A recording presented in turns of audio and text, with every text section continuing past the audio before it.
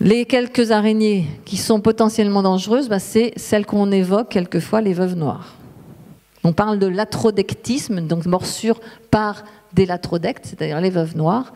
Vous avez en haut notre veuve noire méditerranéenne, celle d'en dessous, c'est celle qu'on appelle la redback en Australie, et puis on a aussi la veuve brune qu'on peut trouver dans des pays africains. Donc ça, c'est des araignées qu'on peut trouver partout, et c'est vrai que leur venin est neurotoxique, ça peut provoquer des petites réactions au niveau de tachycardie, de sueur, de contraction musculaire, de choses comme ça. Très rarement, mais ça peut arriver, et c'est le pire qu'on puisse avoir avec les veuves noires. Et encore faut-il mettre la main dessus pour se faire mordre.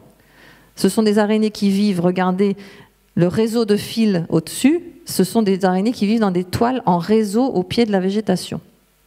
En particulier pour notre malmignate, donc on trouve dans le sud de la France et en Corse.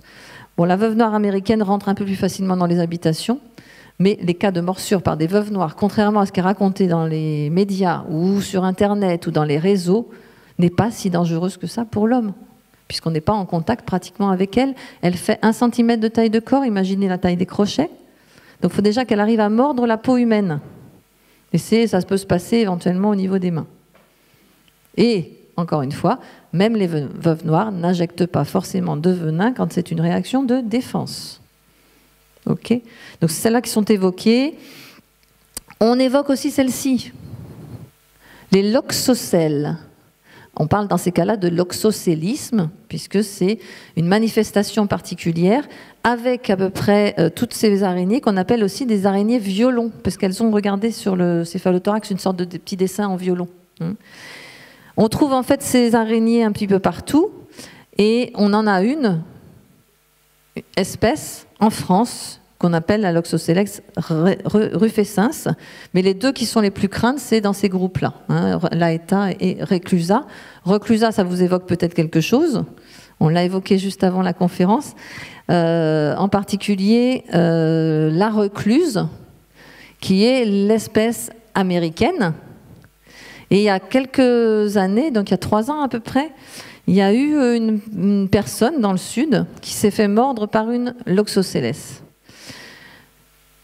Quand il y a eu une réaction en fait assez marquée, puisque ces araignées ont non pas un venin neurotoxique, mais nécrotique, qui va faire des nécroses, des brûlures de la peau, qui peuvent effectivement s'infecter, voire se surinfecter et se généraliser selon les personnes. Et cette personne a été mordue donc avec une Loxocelles dans le sud de la France. Le chirurgien qui a récupéré la patiente a été regardé sur Internet pour voir quelles araignées pouvaient faire ça, parce qu'elle avait vu l'araignée tomber de son pantalon. Et il a vu que la Loxocelles reclusa américaine provoquait ce genre de choses, puisqu'il y a effectivement des articles qui citent cette espèce-là. Donc, tout d'un coup, nous avions dans les journaux locaux, donc au niveau du sud de la France, la recluse américaine débarque en France. C'était une détermination sur Internet. Il n'était pas spécialiste du tout. On m'a du coup contacté pour savoir ce qu'il en était. De temps en temps, quand il y a des histoires d'araignées, on me demande un petit peu mon avis. Qu'est-ce que vous en pensez? La recluse américaine a donc débarqué chez nous. J'ai dit, écoutez, parmi les aranéologues qui ont cherché des araignées en France, nous n'avons jamais vu la recluse. Oui, nous avons quand même une espèce française, européenne, qui existe d'araignée violon, mais ce n'est pas la recluse. Est-ce que vous avez récupéré l'échantillon? Pouvez-vous me l'envoyer pour déterminer? Ce qu'ils ont fait, parce qu'ils avaient récupéré l'échantillon, c'était bien la Loxocelles rufescens, et non pas la recluse américaine. Donc j'ai eu le chirurgien en contact téléphonique, qui s'est excusé très platement d'avoir lancé ça dans les médias, en disant il va falloir qu'on corrige le tir, et on a fait un article scientifique derrière avec la bonne identification et en diminuant effectivement les risques.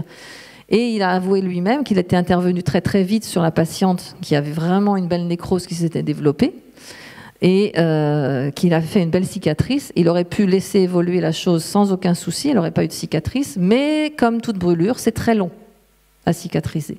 Voilà le risque avec les Loxocelles. Alors après, vous imaginez bien qu'il y a eu des cas de l'oxocélisme à foison sur Internet et dans les journaux, à partir du moment où il y avait des petites nécroses.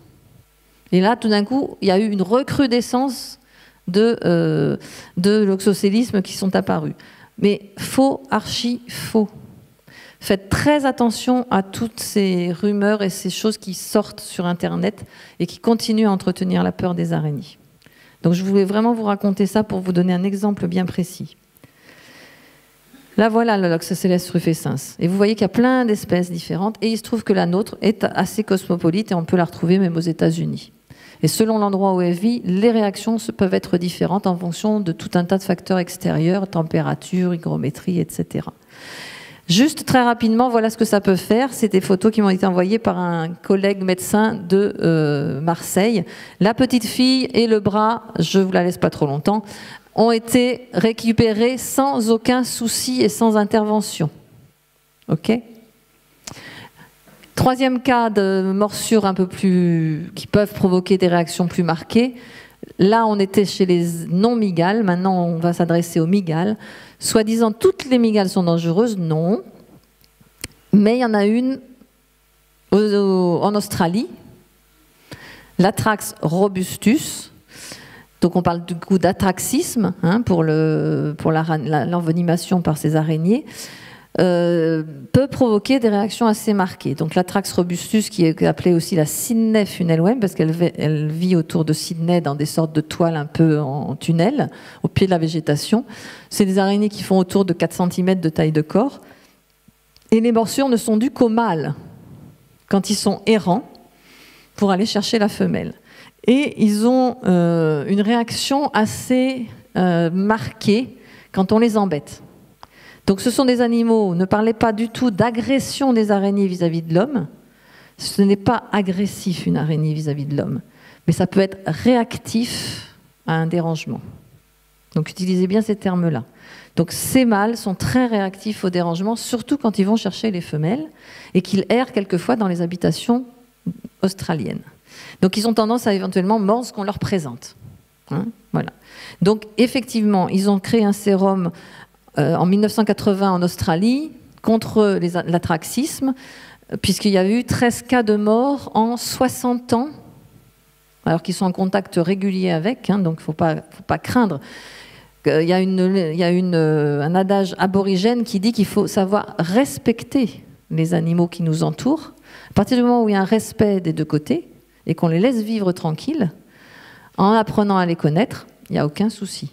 Donc c'est ce qui est pratiqué dans pas mal de coins en Australie. Donc l'Atrax est bien présente, elle n'est pas anodine puisqu'il y a eu des cas de mort, parce qu'il y a eu des réactions marquées chez certaines personnes et en particulier des enfants, mais encore une fois, ce n'est pas mortel à tous les coups, loin de là. Donc c'est celle-là qui est la plus potentiellement dangereuse pour l'homme. Dans les autres mygalomorphes, c'est celle qu'on a en général l'habitude de voir, celle qu'on appelle les tarentules. C'est les grosses mygales en fait, les tarentules, Tarentulas des anglo-saxons. Donc on peut avoir des morsures qui sont quelquefois signalées un peu incommodantes, parce que ça fait mal, avec ces genres-là pour ceux que ça intéresse. Et ces morsures sont souvent signalées parmi les éleveurs, qui ont tendance à vouloir un peu tripoter leurs bêtes.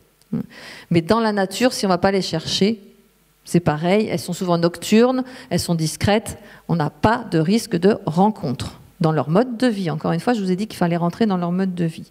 Par contre, celles qu'on a en Amérique du Sud ou en Amérique centrale ont un autre moyen de défense qui peut provoquer des petites réactions allergiques, voire si on en chope là dans les voies respiratoires ou dans les yeux, ça peut quand même provoquer des réactions, c'est la présence de soies urticantes sur le dos, sur l'abdomen. Et c'est comme ça qu'elles vont se défendre. Si elles se sentent agressées, elles vont se tourner, frotter avec leurs pattes arrière sur l'abdomen, et il y a des jets de soie urticantes en forme de harpon qui vont se ficher dans la peau de l'ennemi potentiel ou du prédateur. Donc c'est très dissuasif et c'est ça qu'elles utilisent comme moyen de défense. Alors si on essaye de les prendre, bien évidemment on peut avoir des soies urticantes détachées dans la main et on peut faire des gratouilles carabinées après. Donc c'est pas anodin, mais c'est pas dangereux pour autant. Mais ce qui veut dire, n'allez pas caresser une petite mygale, en particulier au niveau de son abdomen.